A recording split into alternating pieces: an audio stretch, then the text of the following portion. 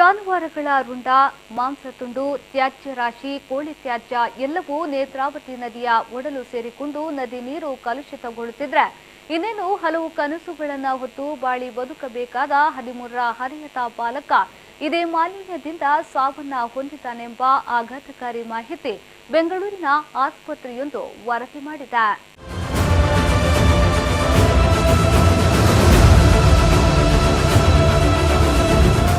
ಇದು ಉಳ್ಳಾಲ ಉಳಿಯದ ಜನರು ಬಹುದಿನಗಳಿಂದ ಎದುರಿಸುತ್ತಿರುವ ತೊಂದರೆ.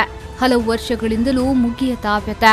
ಉಳ್ಳಾಲ ನಗರಸಭೆ ವ್ಯಾಪ್ತಿಗೆ ಬರುವ ಉಳಿಯ ಪ್ರದೇಶ ನೇತ್ರಾವತಿ ನದಿ ತಟದಲ್ಲಿ ಇದೆ. 100ಕ್ಕೂ ಅಧಿಕ ಮನೆ ಮಂದಿ ಇರುವ ಪ್ರದೇಶದಲ್ಲಿ ಎಲ್ಲ ಜಾತಿಯವರು ಸೌಹಾರ್ದತೆಯಿಂದ ಬಾಳುತ್ತಿದ್ದಾರೆ. ನದಿ ತಟದಲ್ಲಿ ವಿಹಂಗಮ ನೋಟ ಬೀರುವ ಪ್ರದೇಶ ಪ್ರವಾಸಿಗರ ಕಣ್ಣು ಸೆಳೆಯುವಂತಹ ಸ್ಥಳ. ಜೊತೆಗೆ 100ರಷ್ಟು ವರ್ಷಗಳ ಇತಿಹಾಸ ಸಾರುವ ಉಳಿಯ ಶ್ರೀ ಧರ್ಮರಸರ ಕ್ಷೇತ್ರ ಎಲ್ಲರೂ ಶ್ರದ್ಧೆಯಿಂದ ಗೌರವದಿಂದ ಕಾಣುವ ಸ್ಥಳವಾಗಿದೆ. ತೆಂಗು, ಕಬ್ಬು, ತರಕಾರಿ, ಸಾಂಪ್ರದಾಯಿಕ ಮೀನುಗಾರಿಕೆ ಎಲ್ಲವೂ ಈ ಭಾಗದ ಜನರ ಕಸುಬು. ಆಧುನಿಕತೆಗೆ ಜನ ವಾಲುತ್ತಿದ್ದಂತೆ ಕೃಷಿ ಚಟುವಟಿಕೆ ಕ್ಷೀಣಿಸುತ್ತಿದ್ರೂ ಕಷ್ಟಪಟ್ಟು ದುಡಿಯುವವರು ಇದ್ದಾರೆ.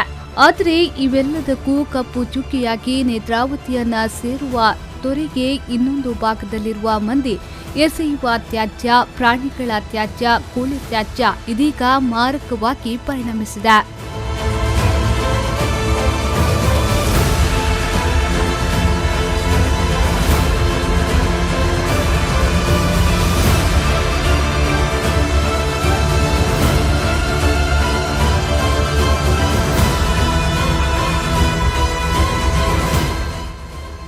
ದಶಕಗಳಿಂದ ನದಿ ಸೇರುವ ತೊರೆಯಲ್ಲಿ ಸಾಂಪ್ರದಾಯಿಕ ಮೀನುಗಾರಿಕೆ ನಡೆಸುವುದು ವಾಡಿಕೆಯಾಗಿತ್ತು. ಆದರೆ ವಿಪರೀತವಾಗಿ ಆಗಿರುವಂತಹ ಮಾಲಿನ್ಯದಿಂದಾಗಿ ಜನವಸತಿ ಪ್ರದೇಶ ಜನರಿಗೆ ವಾಸಿಸಲು ಅಯೋಗ್ಯವಾಗಿದೆ. ಮೀನುಗಾರಿಕೆಯಂತೂ ಮಾಡಲು ಅಸಾಧ್ಯ. This is a place for field work. In our field work, we found that this is a place called Ulia. This very near to this place there is a river, and it is like all other people are coming putting all kind of waste into this river. So it is a big problem those people who are staying in this near to the river area. And we found that there is a person called Mr. Rajesh.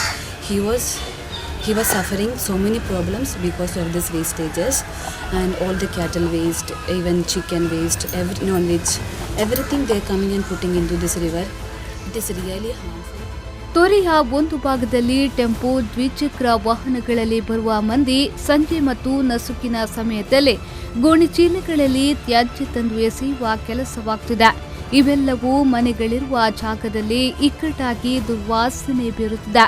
ಸಾಲದೆಂಬಂತೆ ಈ ಭಾಗದಲ್ಲಿ ಕಾಂಡ್ಲಾ ಮರಗಳು ಬೇರೂರಿರುವುದರಿಂದ plastic ಬಾಟಲಿಗಳು, ತ್ಯಾಜ್ಯಗಳು ಎಲ್ಲವೂ ಮರದ ಬುಡದಲ್ಲಿ ಸಿಲುಕಿ ಜನರಿಗೆ ವಾಸಕ್ಕೆ ಅಯೋಗ್ಯವಾದ ಸ್ಥಿತಿ ಉದ್ಭವಿಸಿದೆ. ಇದೇ ಸ್ಥಳದಲ್ಲಿ ಹಲವು ವರ್ಷಗಳಿಂದ ಅಕ್ರಮವಾಗಿ ಕಸಾಯಿಖಾನೆಯು ಕಾರ್ಯಾಚರಿಸುತ್ತಿದೆ. ಮನೆಯಲ್ಲಿ ಜಾನುವಾರುಗಳನ್ನು ಕಡಿದು ಮಾಂಸ ಮಾರಾಟ ನಡೆಸುವ ಕೆಲಸವೂ ಆಗ್ತಿದೆ. ವಿಪರ್ಯಾಸವೆಂದರೆ ಜಾನುವಾರುಗಳನ್ನು ಕಡಿಯುವಾಗ ಹರಿಯುವ ರಕ್ತ ನೇರ ನದಿಗೆ ಬಿಡಲಾಗುತ್ತಿದೆ. ಕಡಿಯುವ ಸ್ಥಳವು ನದಿ ಸಂಪರ್ಕಿಸುವ ನೀರಿಗೆ ಜೋಡಿಸಲಾಗಿದೆ. ದಿನ ಬೆಳಗಾದ್ರೂ ತೊರೆಯ ನೀರು ರಕ್ತದಿಂದ ಕೆಂಪು ಬಣ್ಣಕ್ಕೆ ತಿರುಗಿರುತ್ತದೆ. ಈ ಬಗ್ಗೆ ಸ್ಥಳೀಯರು ಜೀವಭಯದಿಂದ ಎದುರು ಹಾಕಲು ಹೋಗುತ್ತಿಲ್ಲ. ಕಡಿದ ದನದ ರುಂಡ, ಮುಂಡವೆಲ್ಲವನ್ನ ಹರಿಯುವ ನೀರಿಗೆ ಎಸೆಯಲಾಗುತ್ತಿದೆ. ಇದು ಜನವಸತಿ ಪ್ರದೇಶದಲ್ಲಿ ಇಕ್ಕಟ್ಟಾಗಿ ಪ್ರದೇಶವಿಡೀ ದುರ್ವಾಸನೆಯಿಂದ ಕೂಡಿರುತ್ತದೆ. ಜಾನುವಾರುಗಳ ರುಂಡಗಳು ತೇಲಾಡುತ್ತಿರುವುದರಿಂದ ದೇವಸ್ಥಾನದ ಪಾವಿತ್ರ್ಯತೆಗೂ ಧಕ್ಕೆಯಾಗಿದೆ ಅನ್ನುವ ಅಭಿಪ್ರಾಯ ದೇವಸ್ಥಾನ ಸಮಿತಿಯಿದ್ದಾಗಿದೆ. ನಗರಸಭೆಗೆ ಹಲವು ಬಾರಿ ಉಳಿಯ ಪ್ರದೇಶದ ಮಾಲಿನ್ಯ ಸಂಬಂಧ ದೂರು ದಾಖಲಿಸಿದ್ರೂ ನಗರಸಭೆ ಆಡಳಿತಕ್ಕೆ ಕ್ರಮ ಜರುಗಿಸಲು ಅಸಾಧ್ಯವಾಗಿಲ್ಲ. ಪೌರಾಯುಕ್ತೆ ಹಲವು ಬಾರಿ ಶ್ರಮವಹಿಸಿ ಕ್ರಮಕ್ಕೆ ಮುಂದಾದ್ರೂ ತಡರಾತ್ರಿ ನಸುಕಿನ ಜಾವ ಹಲವರು ತ್ಯಾಜ್ಯವನ್ನ ನದಿಗೆ ಎಸೆಯುವ ಚಾಳಿಯನ್ನ ಮುಂದುವರೆಸಿದ್ದಾರೆ. ಸ್ಥಳದಲ್ಲಿ ಸಿಸಿಟಿವಿ ಅಳವಡಿಸುವ ಪ್ರಕ್ರಿಯೆಗೆ ಮುಂದಾದ್ರೂ ಉಪ್ಪು ನೀರಿನ ಸಮಸ್ಯೆಯಿಂದಾಗಿ ಅದು ಕೂಡ ಶಾಶ್ವತವಾಗಿ ಉಳಿಯುವುದು ಅಸಾಧ್ಯವಾಗಿದೆ. ನಗರಸಭೆಗೆ ಮೊನ್ನೆ ತಾನೇ ನಾನು ವಾಣಿಯಲ್ಲೂರ ಹತ್ರ ಇದರ ಬಗ್ಗೆ ಒಂದು ದೂರನ್ನು ಕೊಟ್ಟಿದ್ದೆ. ಅದಕ್ಕೆ ಅವರು ಅಲ್ಲಿಯ ಹೂಳನ್ನು ತೆಗೆದು ವೇಸ್ಟೇಜನ್ನೆಲ್ಲ ತೆಗೆದು ಅದ ನಂತರ ಅಲ್ಲಿ ಒಂದು ಬೋರ್ಡನ್ನು ಹಾಕುವ ವ್ಯವಸ್ಥೆ ಮಾಡುತ್ತೇನೆ ಅಂತ ಹೇಳ್ತಾ ಇದ್ದರು. ನೆಕ್ಸ್ಟ್ ಮೀಟಿಂಗಲ್ಲಿ ನಾನು ಅದು ಇಡ್ತೇನೆ ಅಂತ ಹೇಳ್ತಾಯಿದ್ರು. CC ಕ್ಯಾಮರಾ ಕೂಡ ಹೇಳಿದರು. CC ಕ್ಯಾಮರಾ ಬಗ್ಗೆ ಹೇಳುವುದಾದರೆ ಉಪ್ಪು ನೀರಿಗೆ CC ಕ್ಯಾಮರಾ ಅಲ್ಲಿ ನಿಲ್ಲುವುದಿಲ್ಲ. ಮತ್ತು ಎಲ್ಲ ಮನೆಗಳಿಗೆ ನಗರಸಭೆಯಿಂದ ಕಸವನ್ನು ಕೊಂಡೋಗುವ ವೆಹಿಕಲ್ ಬರ್ತಾ ಇದ್ದರೂ ಈ ಕೆಲಸವನ್ನು ಮಾಡ್ತಾರೆ. ನಿಜವಾಗಿ ಇದನ್ನು ನೋಡಲಿಕ್ಕೆ ನನಗೂ ತುಂಬ ಬೇಸರವಾಗುತ್ತದೆ. ಎಲ್ಲ ವಿಡಿಯೋಗಳು ನಮ್ಮ ಹತ್ರ ಇವೆ. ಅದನ್ನು ನೋಡುವಾಗ ತಂದು ಸಿಮೆಂಟ್ ಗೋಣಿಯನ್ನು ಹಾಕಿದಾಗೆ ಎಲ್ಲ ಬಂದು ತಂದನ್ನು ನೀರಿಗೆ ರಾಶಿ ತಂದು ಹಾಕ್ತಾ ಇದ್ದಾರೆ. ತುಂಬ ಬೇಸರವಾಗ್ತದೆ. ಅದನ್ನು ಉಳ್ಳಾಲ ಪಂಚಾಯಿತಿಯ ಕಮಿಷನರ್ ಅವರಿಗೆ ತಿಳಿಸಿದ್ದೇವೆ. ಅದಕ್ಕೆ ಅವರು ಯಾವುದೇ ರೀತಿಯ ಕ್ರಮ ಕೈಗೊಳ್ಳಿಲ್ಲ.